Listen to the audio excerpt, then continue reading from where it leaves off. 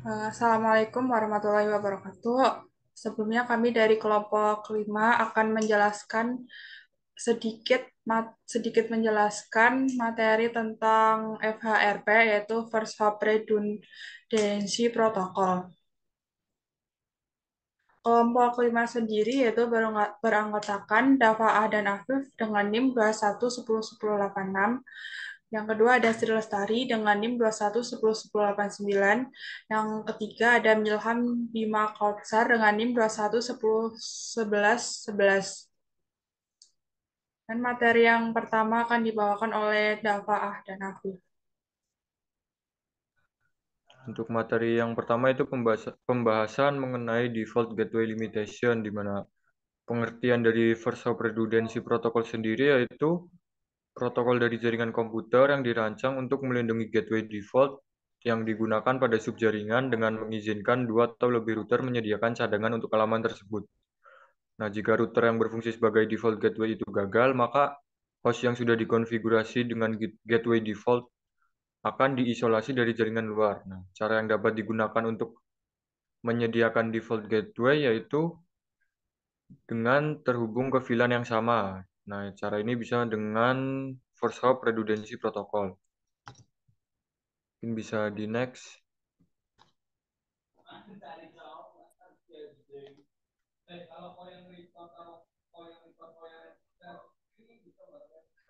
Nah, untuk yang kedua ada redundancy protokol, yaitu cara untuk mencegah terjadinya kegagalan pada default gateway adalah dengan mengimplementasikan router virtual, di mana beberapa router dapat dikonfigurasi untuk bekerja sama menghadirkan ilusi satu router ke host di LAN. Nah, dari topologi ini, alamat IPv4 itu dikonfigurasikan sebagai gateway default untuk stasiun kerja aktif segmen IP versi 4 tertentu. Lalu pada saat frame dikirim dari perangkat host ke gateway default, maka host menggunakan ARP untuk menyelesaikannya alamat MAC yang dikaitkan dengan alamat IPv4 gateway default. Lalu protokol yang digunakan untuk mengidentifikasi dua atau lebih router sebagai perangkat yang bertanggung jawab untuk pemrosesan frame yang dikirimin ke alamat MAC atau IP dari satu router virtual, di mana perangkat host mengirimkan lalu lintas ke alamat router virtual. Router fisik yang meneruskan lalu lintas ini transparan bagi perangkat host. Selanjutnya, protokol redundansi menyediakan mekanisme untuk menentukan router mana yang harus melakukannya mengambil peran aktif dalam meneruskan lalu lintas. Dan yang terakhir, kemampuan jaringan untuk pulih secara dinamis dari kegagalan perangkat yang bertindak sebagai gateway default dikenal dengan redundancy first hop. Mungkin bisa di next.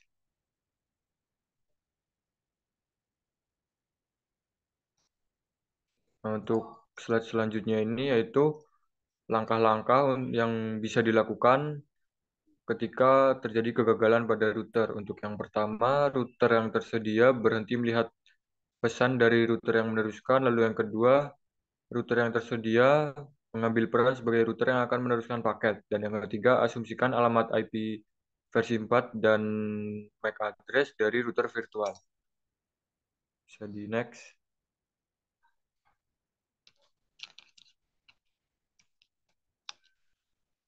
Nah, untuk selanjutnya ada tabel dari FHRP beserta deskripsinya. Untuk yang pertama itu HSRP, di mana HSRP sendiri adalah FHRP milik Cisco yang dirancang untuk memungkinkan failover transparan pada perangkat IP versi 4 hop pertama.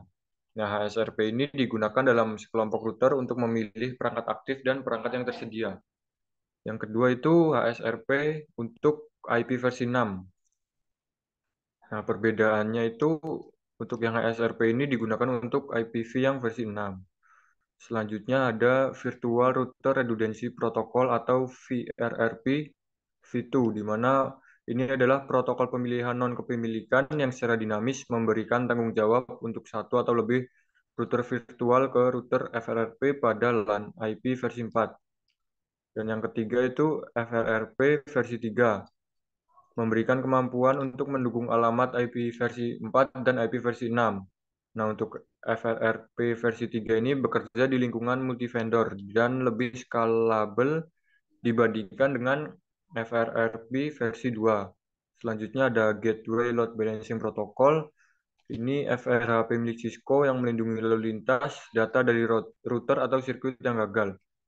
Seperti HSRP dan VRRP, ini akan memungkinkan penyeimbangan beban. Nah, selanjutnya ada Gateway Load Balancing Protocol untuk IP versi 6.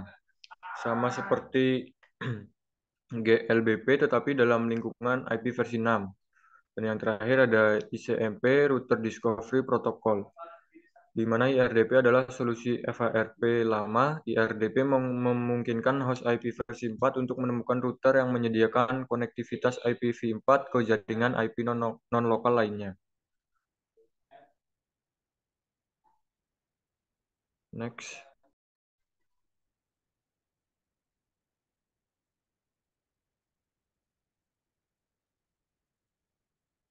Ya, selanjutnya adalah HSRP Overview. HSRP digunakan dalam kelompok router untuk memilih perangkat aktif dan perangkat cadangan.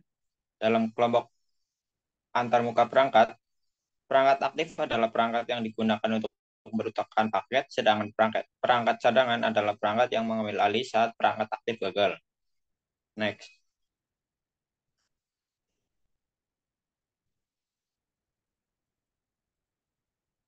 Nah, berikut adalah penentuan router aktif dalam pemilihan HSRP.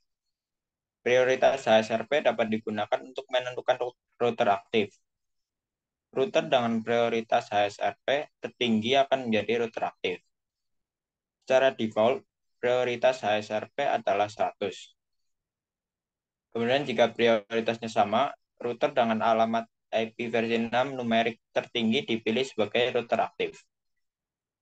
Terakhir, untuk mengonfigurasi router sebagai router aktif, gunakan perintah antarmuka standby priority. Rentang prioritas HSRP adalah 0 hingga 255. Next.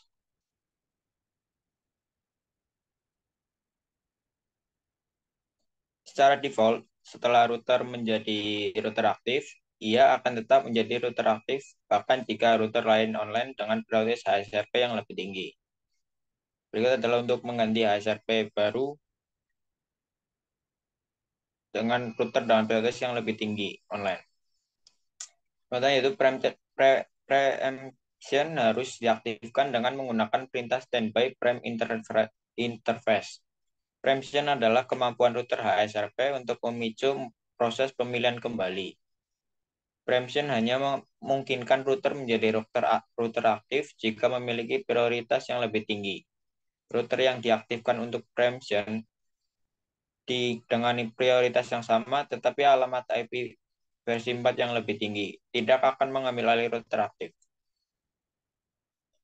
Next.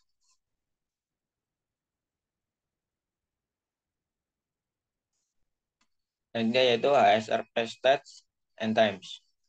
Berikut adalah tabel HSRP stat dan deskripsinya. Kemudian HSRP stat inisial, stat ini masuk melalui perubahan konfigurasi atau saat yang terbuka pertama kali menjadi tersedia. Learn, router belum menentukan alamat IP virtual dan belum menerima pesan hello dari router aktif. Dalam keadaan ini, router menunggu pesan dari router aktif. Pada stat listen, router mengetahui alamat IP virtual, tapi router bukan router aktif maupun router cadangan. Router ini mendengarkan pesan hello dari router-router tersebut. Kemudian stat speak. Router mengirim pesan hello berkala dan aktif berpartisipasi dalam pemilihan router aktif dan atau router cadangan. Kemudian stat yang terakhir yaitu standby. Router ini adalah calon untuk menjadi router aktif berikutnya dan mengirim pesan hello berkala.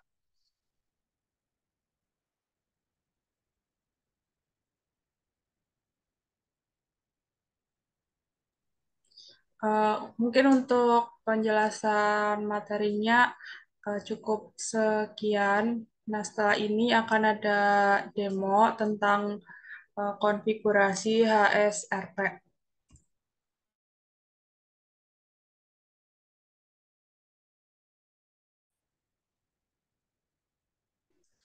Nah, jadi untuk topologi jaringannya mungkin ada seperti ini. Kita menggunakan 3 router, kemudian ada 2 switch dan 2 PC, kemudian ada web server juga. Nah, dalam konfigurasi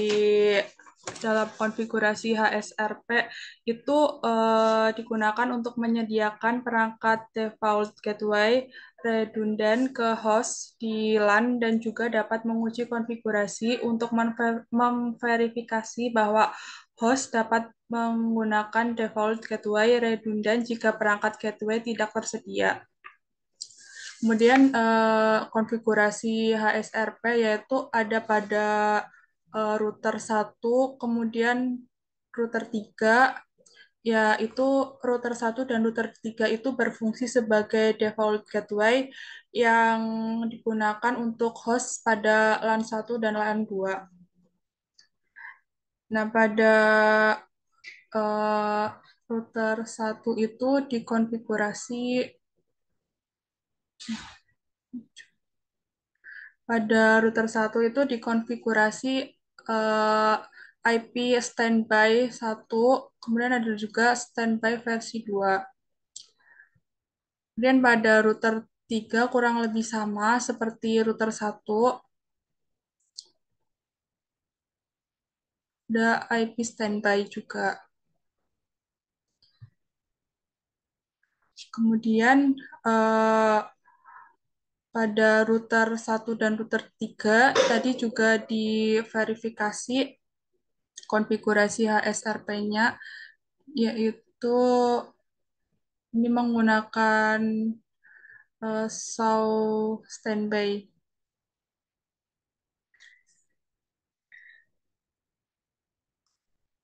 Kemudian pada switch 1 dan switch 2 itu pada switch dikonfigurasi IP default juga.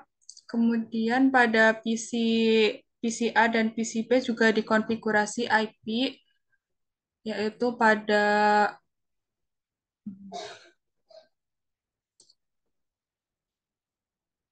menu konfigurasi IP konfigurasi. Nah, ini konfigurasinya kurang kurang lebih begini.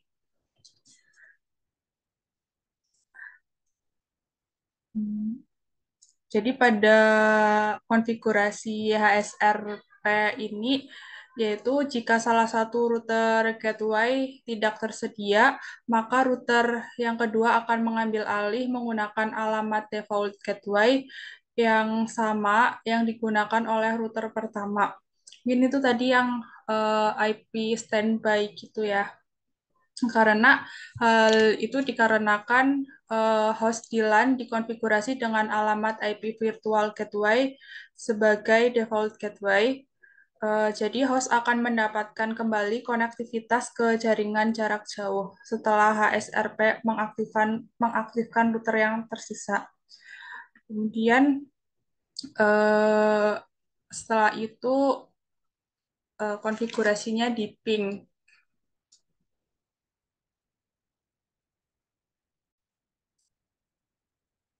Nah, kemudian kita melakukan pengecekan konfigurasi yaitu dengan cara ping ke HSRP virtual itu pada PC.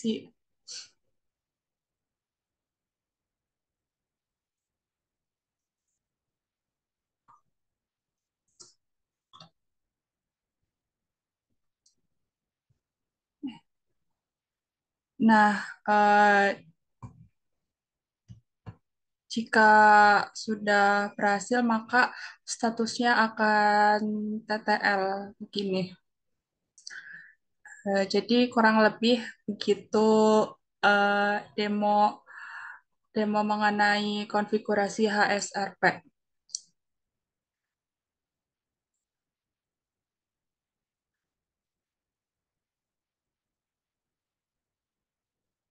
Mungkin sekian dari kelompok 5, kurang lebihnya mohon maaf. Wassalamualaikum warahmatullahi wabarakatuh.